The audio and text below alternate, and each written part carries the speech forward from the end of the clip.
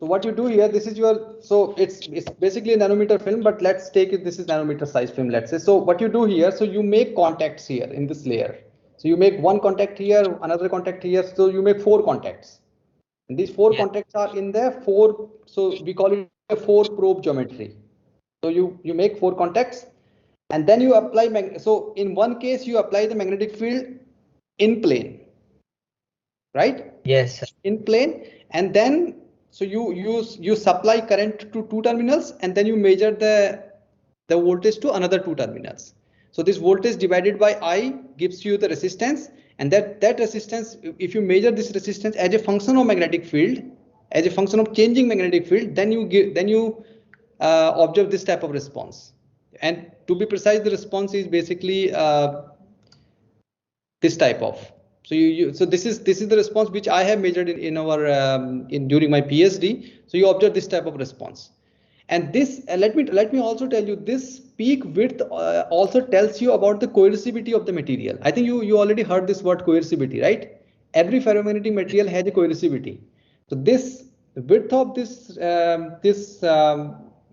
response basically gives you the idea about the coercivity of the magnetic material. So this is how you measure this, and then you in other configuration you apply the magnetic field perpendicular to the current, because your current is always in plane. So you apply the magnetic field perpendicular to this, or you can do it in this way also. Like your current is here, then you can apply the magnetic field here also in plane. So then your current and magnetic fields are perpendicular. Yes, so, sir. Yeah, and the other thing, do you know about Hall effect? Yes, sir. So this experiment is quite similar to Hall effect. In Hall effect, the only difference between this experiment and this Hall effect is, in Hall effect, current, voltage, and magnetic field all are perpendicular to each other. So you take any metal and semiconductor, and then your current, magnetic field, and the Hall voltage which is developed, they are all perpendicular to each other. Here the difference is everything is in the in plane. So you apply the current, your magnetic field is perpendicular to the current, and then you measure the voltage. Sir, I have a doubt here. Sir, magnetic field does no work on the electrons, right? No, magnetic field try to orient these. That's why this effect is only observed in the ferromagnetic materials. Why? Because ferromagnetic materials have spins, So what magnetic field does? Magnetic field try to orient all the ferromagnetic movements, individual movements of the ferromagnetic material. They get aligned along the direction of the magnetic field. So that's the use of the magnetic field. Here you can see in this picture, when you apply this magnetic field, all these individual movements, so these are basically the individual movements, they try to align along the direction of the applied magnetic field. Right. So here it is doing some work. Well, this process is so fast, actually, this process is very fast. So magnetic field is magnetic field is so strong that it basically, it aligns the movements very fast to this orientation of the magnetic field. So right, and then so yeah, I was telling about this. So in the consecutive year, Grunberg group also observed the similar effect, but they observed this effect in iron chromium superlattice structures. So their if you look at their structures are slightly different. So their structures here, they use only iron and chromium, and they use iron, chromium, and iron. So basically, this is basically typically a example of a spin valve structure, because 2 ferromagnetic layers are sandwiched between this chromium layer. So chromium is basically the spacer layer, and their observation was, so they observed a very giant change in the magnetoresistance again. So, and they compared it with this iron 25 nanometer thickness layer. So in a 25 nanometer layer of iron, they observed this much of magnetoresistance response. But when they compare this with this structure, so you can see, look at this difference between this response. So about, it's more than, it's about double. And both group has attributed this effect to the spin dependent scattering of the electron. So basically they claim that the ferromagnetic layers, ferromagnetic layers, so I have shown here every ferromagnetic layer has a different density of states at the Fermi level. So this is s orbital, this is d orbital. So if you look at this density of states at the Fermi level, so for a spin up electron they have a different density of states, and for a spin down electrons they have a different density of states. And I would also like to mention here is that the critical electrons which take part in this spintronic devices, they are the d electrons. Mostly they are the d electrons because they are the outermost shell electrons of these iron, chromium, iron, nickel, and cobalt. So that's why we use always the density of states of these d electrons. So they are the different density of states for spin up and spin down electrons. And because of this density of electrons, the scattering for different spin configurations is different. And because of this, they observe this large magnetoresistance response in these structures. So this was a very important discovery because I will tell you in the following slides that how this discovery has drawn a lot of attention to the researchers. And you see here that so they were, and this is the reason why they were awarded the Nobel Prize, because what happened after their discovery? Look at this evolution. So giant magnetoresistance was discovered in 1988 and 1989 also. And then first GMR hard drive readhead was invented by IBM in 1997. And then this tunnel magnetoresistance, which I will explain in the next slide, this tunnel magnetoresistance effect was observed, and this effect was quite motivated by this discovery, by the way. And this TMR magnetoresistance was observed in 1995, and then first TMR hard drive readhead was launched by Seagate in 2004. And then magnetosystem random access memory was launched by Freescale in 2006. And because of this revolution in this data storage industry, they were awarded the Nobel Prize because they were the one who started this journey and motivated the next generation of researchers. And you see what you are witnessing, the entire change because of this discovery. So so this is basically a cartoon to just show you that how this spin up electrons can easily transmit through this channel if the alignment of the one ferromagnetic layer and another ferromagnetic layer is parallel to each other. So this electron which is anti-parallel to this can easily scatter, but the electron which has the same orientation with this layer, it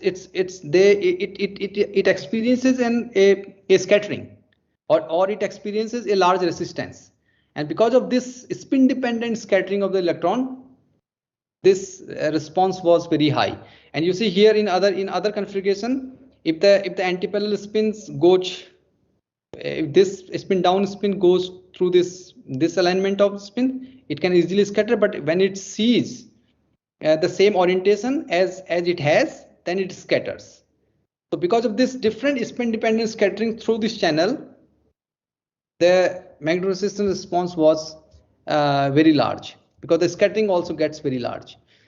Now I am emphasizing so much on this magnetoresistance part, and why I am emphasizing on this magnetoresistance part, why this magnetoresistance is so important, because you see this magnetoresistance response is basically it basically gives you a sensing capability, So if your magnetoresistance response is very high, it means that you have two states, high resistance state and low resistance state. And larger the magnetoresistive response, better will be the sensing capability. And what happened because of this, that if you have a very large magnetoresistance in a thin film, then if you try to reduce this size of the thin film, your magnetoresistance still remains intact. So for example, let's take with this, like I have observed this magnetoresistance of 0.3% in this layer. Now, if I try to reduce the size of this film, let's say the size of the film is, let's say 100 micrometer by 100 micrometer. Now, if I try to reduce this size of this film by 50 micrometer by 50 micrometer, and then I try to measure this magnetoresistive response, it will be even less. But if your magnetoresistance response is already very high, then it allows you to make very high quality sensors at a nanoscale. And this is exactly what happened in this last 10-20 years. Because what happened after this discovery, this effect came into picture in 1995, and this effect was proposed by Indian scientist whose name is Jagdish Mudera. He's currently a professor at MIT. So I think he was a postdoc at that time at MIT, or he was a postdoc at that time. And what he observed is that he basically fabricated magnetic tunnel junctions. And why I'm calling it magnetic tunnel junctions? Because if you look at this spacer layer here, which is aluminum oxide, this is an insulating layer. So whenever this spacer layer is insulating, it is called magnetic tunnel junctions, because then this effect arises due to the tunneling of the electrons. So here you see it has a different density of states. So when you apply certain bias voltage, this is the bias voltage, then it has a different density of states. It has a different density of states, and because of this different density of states of these electrons, the electrons, one type of electron which are spin up or spin electron, they experiences a different tunneling, and the other type of electron experiences a different tunneling. And then you have this tunnel magnetoresistance tunnel magnetoresistance ratio calculated R antiparallel minus R parallel divided by whichever is higher or whichever is lower. So he observed a change of about 11.8% in this structure, in this tunnel junction. So you see this change is about 11%, which is significantly higher than the giant magnetoresistance. So this was the turning point. This was also the turning point, but their discovery or their experiments were quite motivated by this discovery of the giant magnetoresistance, because they thought that if they can observe a large magnetoresistance change in this structure, why can't we measure such structures? So, and they did it, and they observed a very large change in the magnetoresistance. And then this was the turning point, and then you see the growth. So at 1995, this change is the magnetoresistance was observed about 12%, and then this was linearly increasing up to 2000 and 2002. And then you see that when this barrier was replaced by magnesium oxide barrier, this spacer layer was replaced by magnesium oxide barrier, there is a abrupt change in the magnetoresistance response. And then in 2004 or 2008, Tokyo University has proposed a magnetoresistance change of 604%. So now you have a very and if the change in the magnetoresistance is so large, then your sensing capability or sensing quality is also very, very, very fine, or very fine at the nanoscale. And this is the reason why you have a very high quality sensor at the nanoscale, which can read the information and which can write the information also. We also tried to fabricate these magnetic tunnel junctions during my PhD, and we used this type of structures, but we were reasonably successful in obtaining the very high magnetoresistance. Our magnetoresistance was not very high at that time, but yeah, we tried to fabricate these magnetic tunnels. So this is basically a junction. So this is a bottom ferromagnetic electrode, and this is the top ferromagnetic electrode, and in between there is a magnesium oxide layer, and then this intersection point is called the junction. So this junction is of basically so this is the barrier size, and this junction is about in nanometer size, in nanometer area. And then you have this and look at the sensing capabilities. They have a very, very, very fine sensing quality because of this large magnetoresistance change, even at the nanoscale. So this is a very beautiful plot which shows the progress in the last 10 or 20 years. And you see this tremendous growth of magnetosystem system response after 2004. And this is why you see the trend, you know, how trend changes in the last 10 years. You have your hard disk storage capacity is of in terabyte. And I will show you now this Evergreen or some company, Everspin. Yeah, Everspin has launched a hard disk drive of storage of 20 terabyte last year. So this growth was possible because of this. So now the question is how this information is stored in these spintronic devices. Well, the concept is very simple. That now you see here there are two ferromantic layers separated by a spacer layer. It can be a spin valve or it can be a magnetic junctions.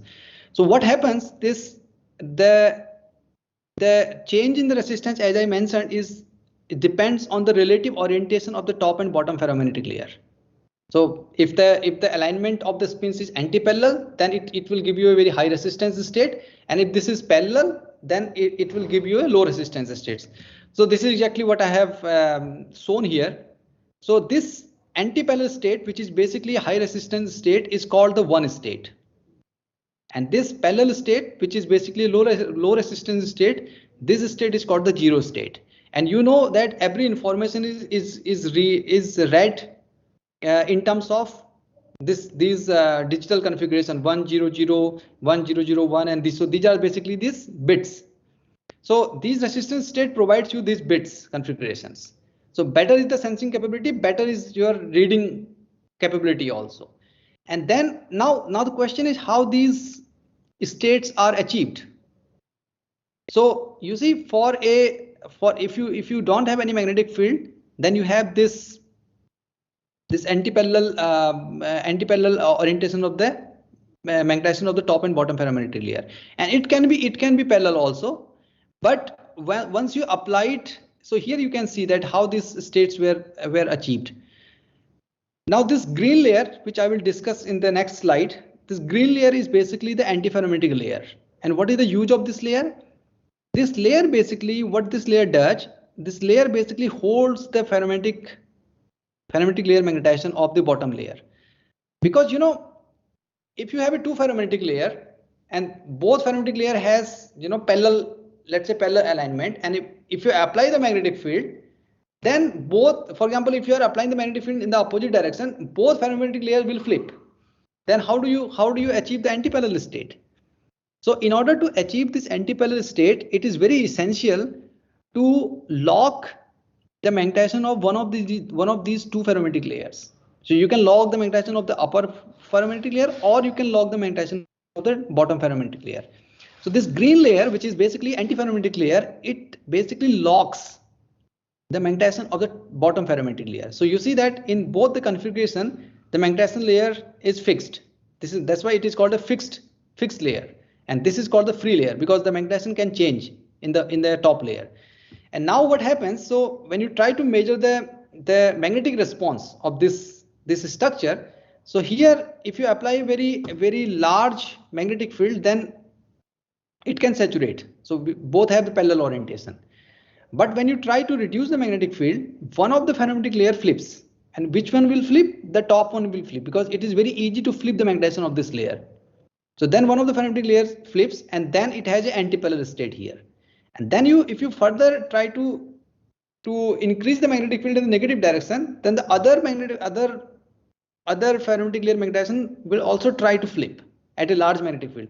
And then you have this parallel state again. And then when you reverse back in the positive field direction, then again there will be a point when the top ferromagnetic layer magnetization will flip, and then you will have this anti-parallel state, and then you will have then again this parallel state.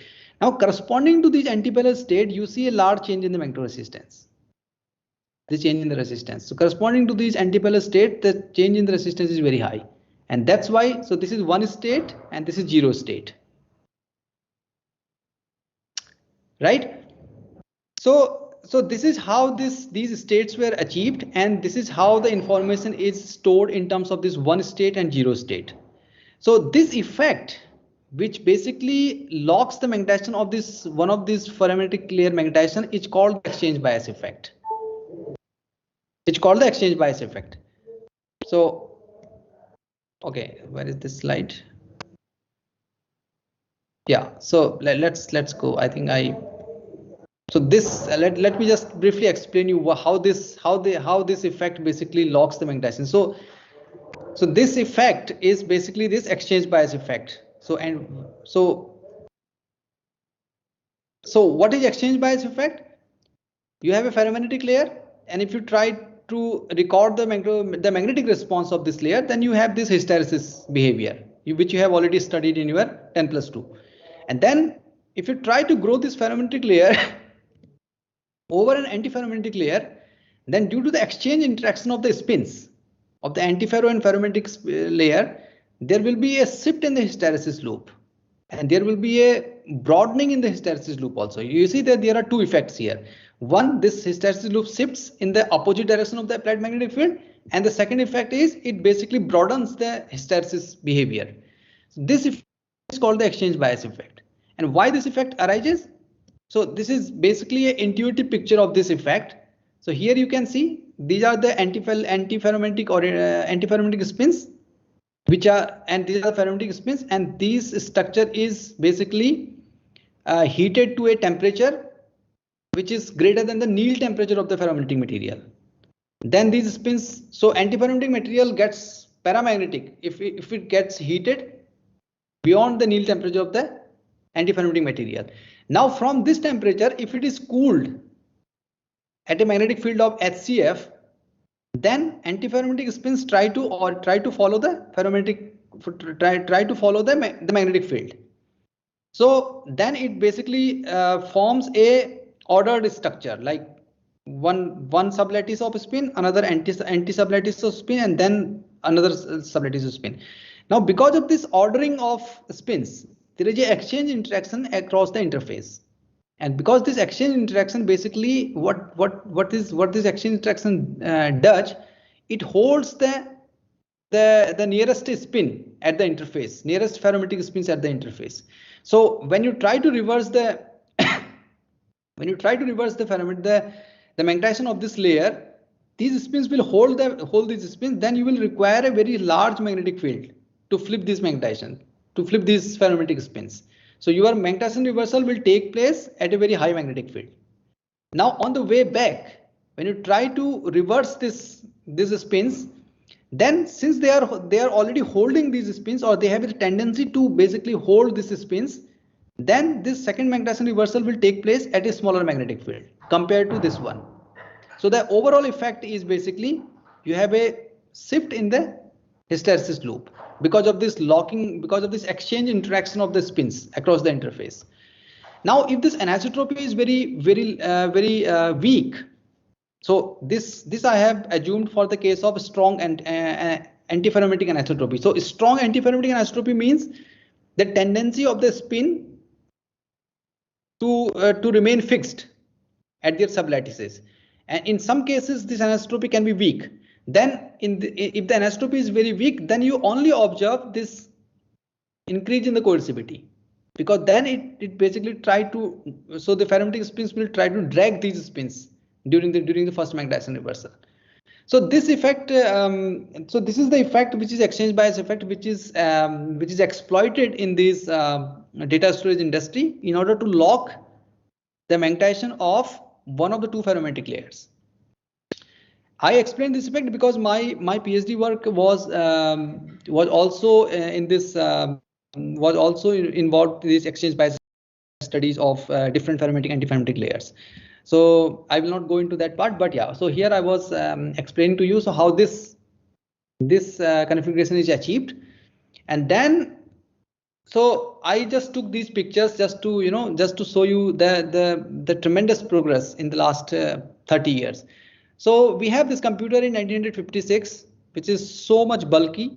So they are, these people are, they are basically shipping this computer from one place to another place. So you see these photos, these are the real photos. And if you look at the capacity of these, it's very less. and they are very slow also. 50 disk, 100 sites, 100 tracks per site, and the writing speed 8 kilobyte per second. So you see, and the cost is 30 to 100 US dollar. I think this is per month. I think maybe it is renting rate or something like that. So this was the computer we had in 1956, and then some improvement did take place in 1973, and then we have this storage of 70 megabyte, and the speed also increases, but still it is so bulky, as you can see in this picture. And these are the read heads. Look at these read heads. So they are also so bulky at that time. And then you see this picture after 90. Look at this slope of this curve. It was very very monotonic, but then you see here it is very abrupt because of this this discovery. And then again, I have already mentioned these things. So up to 2010 we have already these GMR heads and TMR heads. And then we are talking about this perpendicular recording using this concept of perpendicular magnetic anisotropy. So so this I was explaining to you, this exchange bias effect. And so these are the things which we have done during my PhD. So we have observed this effect in this structure. So here we have this iridium manganese alloy, which is an antiferrometric material, and this nickel iron is basically a ferromagnetic material. So we fabricated this 15 nanometer thickness of antiferromagnetic material, and then 10 nanometer thickness of ferromagnetic material. And then we measured this hysteresis behavior at low temperature, 10 Kelvin. So you see this very large exchange bias field of 270 oersted. And then when we try to repeat this experiment, we observed a reduction in this exchange bias, which is also a very peculiar characteristics of these exchange bias systems, which I will not go into detail because it is not that easy to understand these things. But I'm just trying to show you that how these things are actually measured. And we can also see this effect in terms of this magnetoresistance response. So you see this, for this exchange bias system, these two peaks are not symmetric. Otherwise, if you record this magnetoresistance response for any ferromagnetic layer, they are very symmetric. This is not symmetric because of this exchange bias effect. Because you see here, when I record this hysteresis behavior, this reversal mechanism during the field decreasing branch and during the field increasing branch is different. And this difference in this reversal mechanism is reflected here in this magnetoresistance response. So this is called basically a asymmetric magnetization reversal. And this is a peculiar characteristics of exchange bias systems. So that's why this is basically asymmetric. And then I record this consecutive magnetoresistive response. This symmetry gets reduced. This asymmetry gets reduced. And then you measure the consecutive magnetoresistive response. Then this asymmetry gets removed. Because of this cycling of these measurements. And this happens because of this unstable spin configuration at the interface. This asymmetry gets this asymmetry goes away because of this instability of the spins at the interface. Because when you repeat the measurements, this instability gets reduced. So your spins gets more stable and stable at the interface, and then they basically translates into this symmetric magnetoresistive response. So this is the effect. This is the experiment which I have done during my PhD, and then we recorded this behavior, and then we did some analysis, which I will not go into detail. And so these are the hard disk milestones in the last 30 years. So you see this giant magnetoresistance effect discovered. First hard drive was launched with GMR read head in 1997. 2005, first hard drive at 500 GB was launched by Hitachi, and then first hard drive with TMR read head was launched by Seagate. First hard drive with perpendicular magnetic anisotropy was launched in 2005. First hard drive at 1 terabyte in 2007, and 2009 first hard drive at 2 terabyte. And then if you see here, in 2020, first hard drive of 20 terabyte was launched by Western Digital. I was wrong actually. I was saying Everspin, but it was Western Digital. So Western Digital has launched. So this was possible because of this large magnetosystem response. Yeah, this was the photo of this hard disk drive. So this is where we stand right now. And this was launched. This was already launched magnetic random access memory, and this random access memory is basically the non-volatile random access memory. But the problem is you don't see this in the market because there are some issues with the commercialization of this magnetic random access memory. So in order to commercialize such devices, you need to deal with several things like cost, durability, these things. So there are some issues still, but it was already launched in 2006 by Freescale. And this is completely non-volatile memory. So there are other works also going on in parallel to this type of memory, which is magnetoresistive memory. So there is SRAM also, solid random access memory, and flash memory concept is also there. But as of now, MRAM has an upper edge with respect to other available options. But there are few issues with the commercializations, and as of now, the future looks quite good of this random access memory. And then I think, how much time do we have now?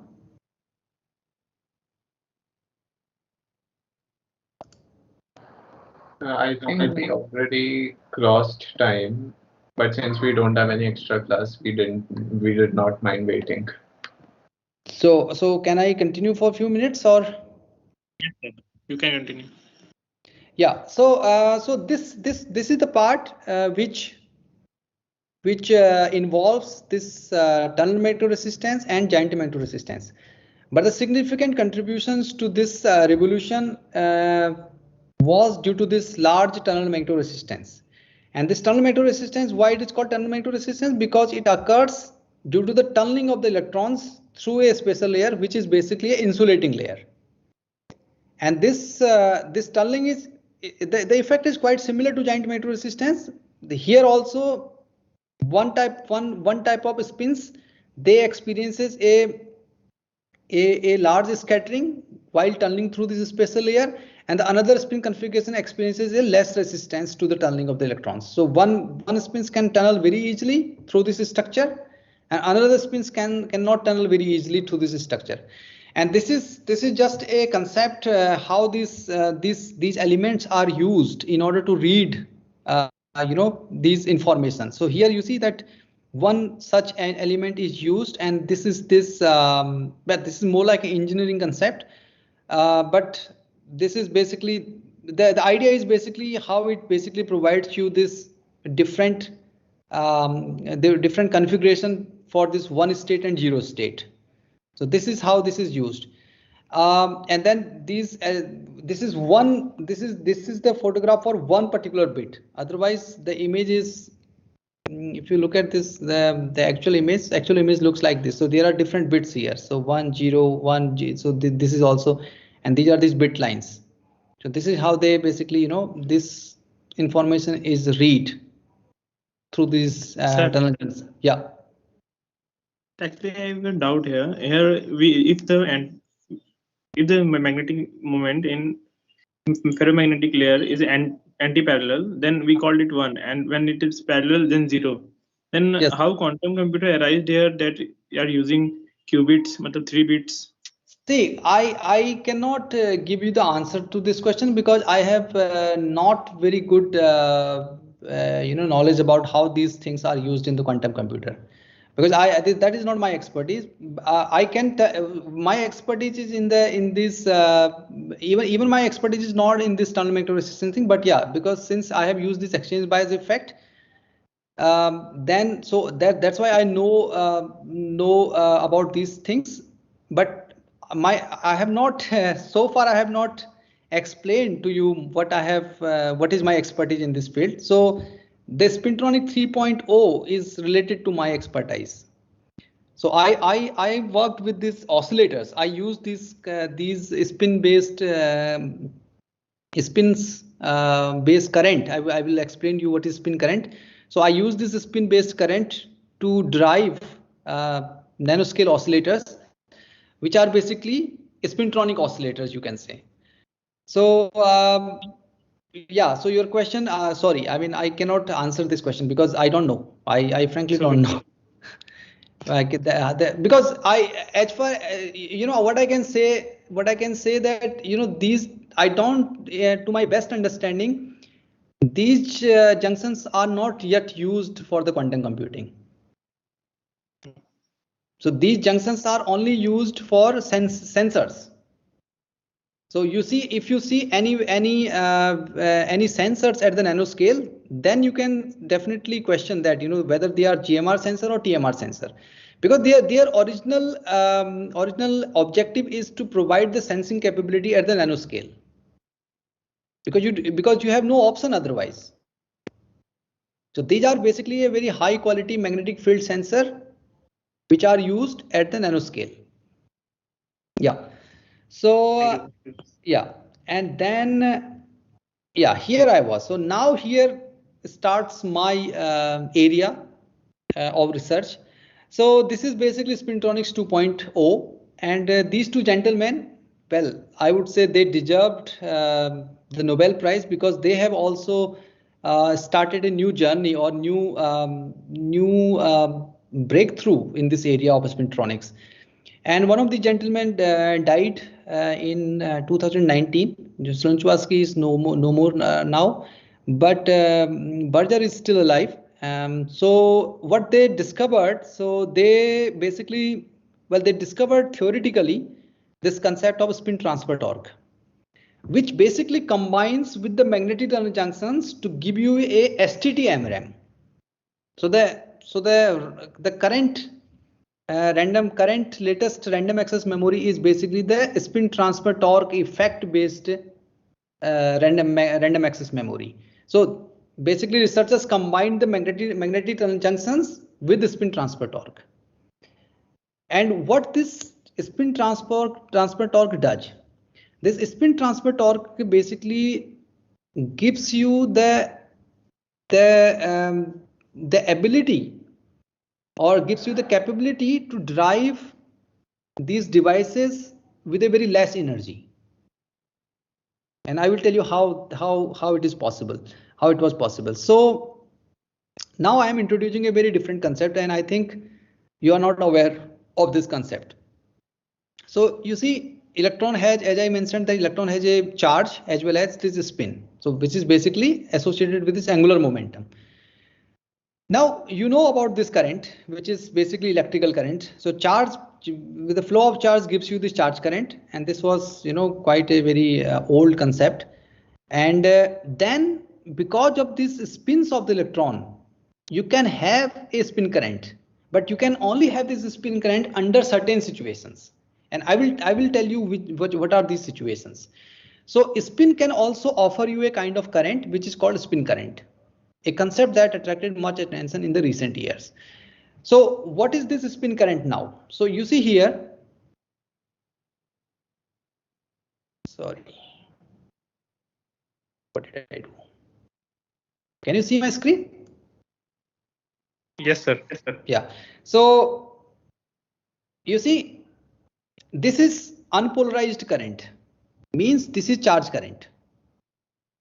When I say unpolarized current, unpolarized means it is unpolarized with respect to spins. So unpolarized current has zero charge current, zero spin current, but it has a non-zero charge current. So it is basically a charge current basically. Now, by some method, and I will tell you what are those methods. By certain methods, if you can change the balance of these spins. For example, you have more spin up electrons or less spin down electrons, or vice versa. You can have more spin down electrons or less spin up electrons. So basically, if you can create this imbalance of of these two spins, then you will have non-zero charge current and non-zero spin current. Because then you have, if you look at this net flow of the spins, so you will see from a particular frame of reference, you have more spin up electrons are flowing. That's why this charge current also associates a spin polarized current. So this is basically a spin polarized current. So spin polarized current is basically a current in which there is an imbalance of the spins of spin up electrons and spin down electrons. And if you can, by a certain method, if you can create a imbalance in such a way that spin up electrons are moving exactly opposite to the spin down electrons. So basically spin up electrons are moving in this direction or spin down electrons in this direction, then you have no charge current. Then you have no charge current. You have only spin current, and that's why this spin current is called the pure spin current. So pure spin current means you have 100% spin polarization of electrons. So you can, pure spin current means you have spin up electrons flowing in a one particular direction and spin down electrons flowing in another particular direction, and they are exactly opposite to each other. So I will first, so charge current you already know. All your modern electronic devices are based on this charge current. Sorry. So what happened? So charge current you already know. I will explain you the consequences of this spin polarized current and pure spin current. So I will start with this spin polarized current. So how do we generate this spin polarized current first?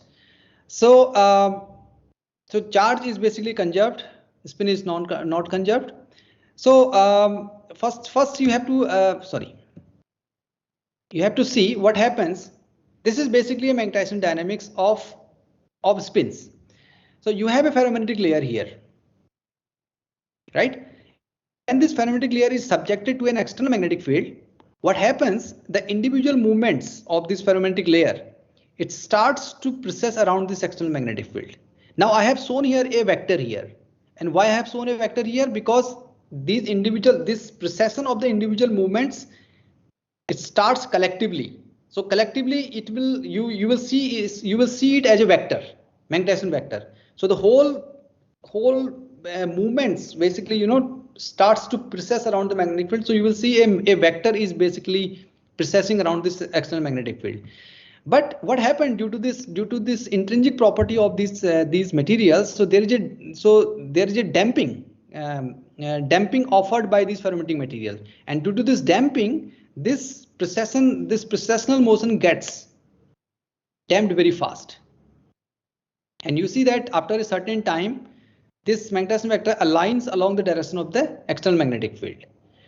So these two gentlemen, they basically proposed an idea. So they proposed that if by some means, if you try to overcome on this damping effect, then you can have a steady state precession of this magnetization around this external magnetic field, and that this precession gives you basically microwave signal.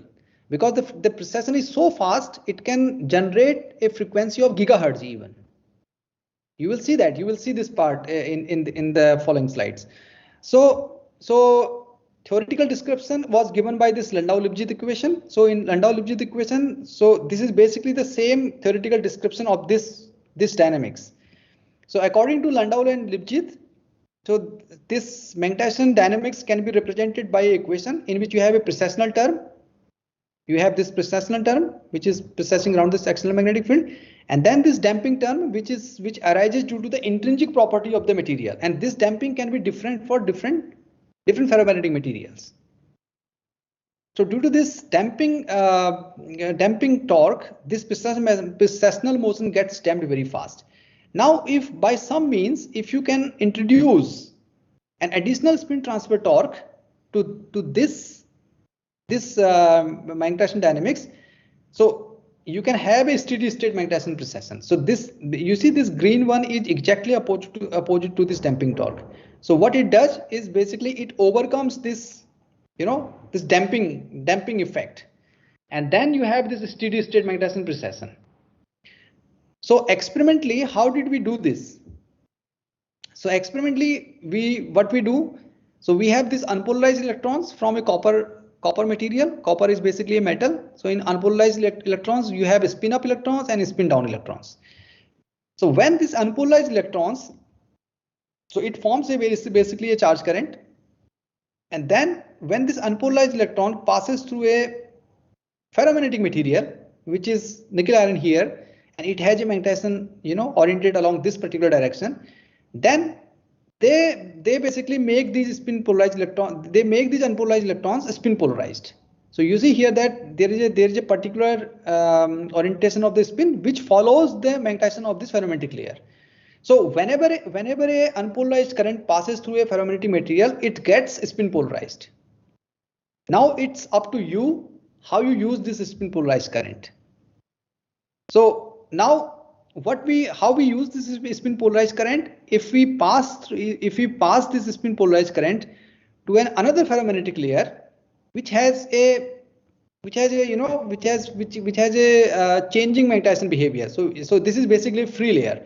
So when you pass this spin polarized current through this cobalt layer, then what these spin polarized electrons does, it basically exerts a torque to these magnetizations. So it basically does the same thing which I have shown in the previous slide, that it basically provides an anti-damping torque to these magnetizations. And this spin polarized electrons basically drives the magnetization dynamics in this ferromagnetic layer. And when it drives the ferromagnetic dynamics in this ferromagnetic layer, then you will observe the microwave signal. And this is exactly what we have observed here. So we fabricated these nano contact based junctions. Now you will ask me, why did I fabricate this nano contact? Because in order to drive this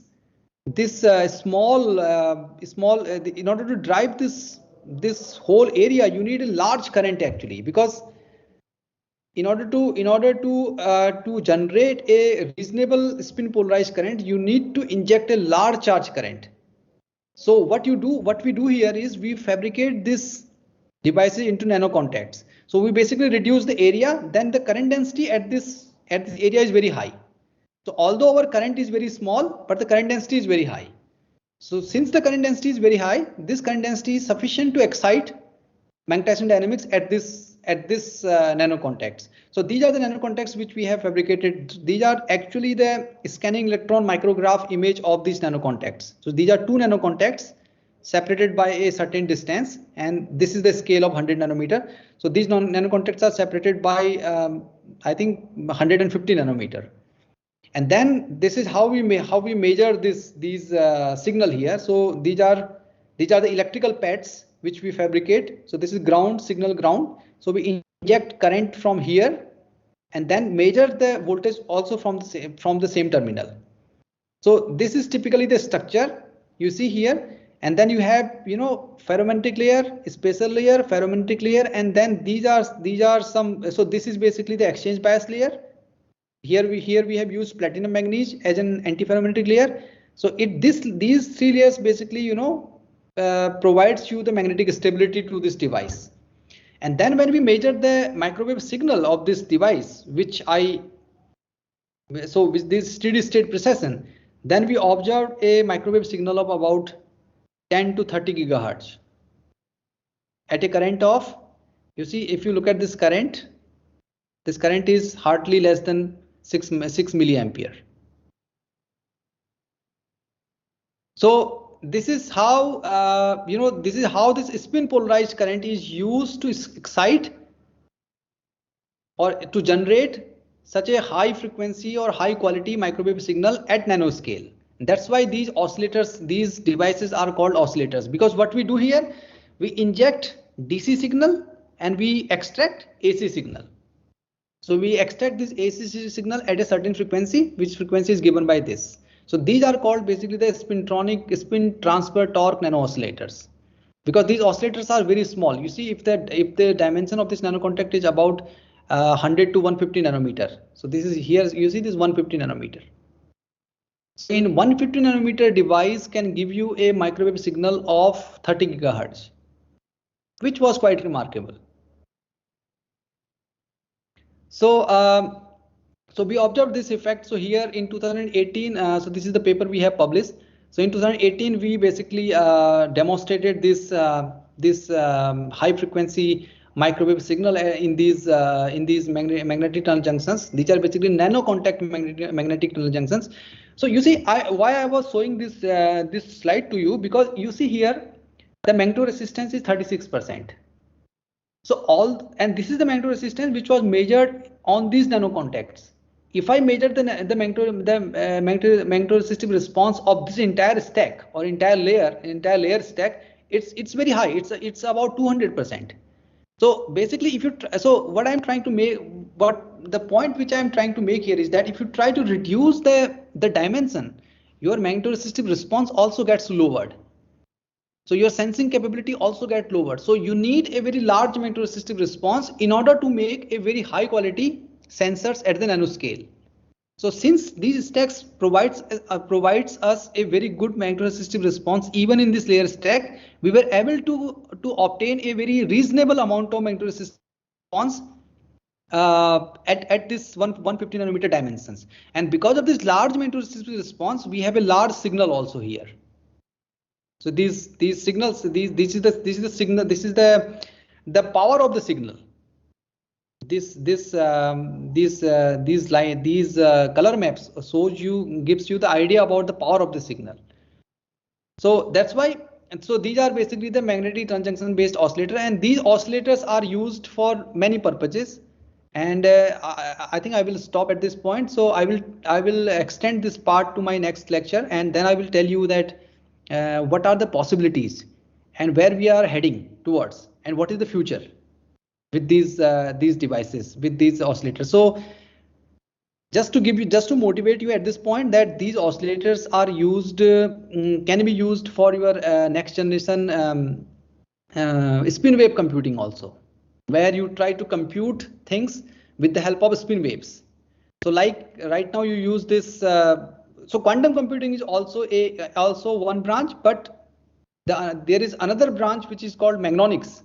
So magnonics is basically, we use the quanta of these spin waves which are called magnons. So you have a photons which are the quanta of electromagnetic waves. Similarly, you can have the quanta of these spin waves also, and these spin waves quanta are called the magnons. So you can use these magnons in place of electrons to compute the, yes. Actually, we have intro of finance club now. Yeah, I sorry, I just asked you whether I can continue now, but I should stop here. Thank you for your patience.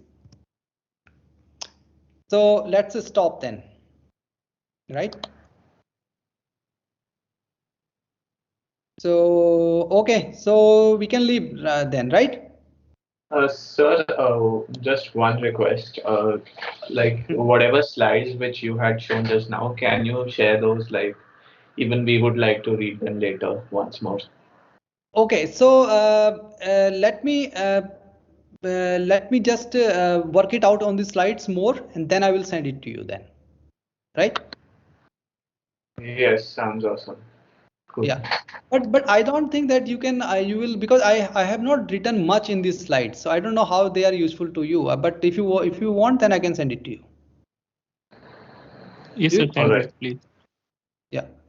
So so I will continue from this from this part to the next in my next, right? Okay, then bye bye. Thank you, sir. Bye, sir. Thank you, sir. Bye, sir. Thank you, sir.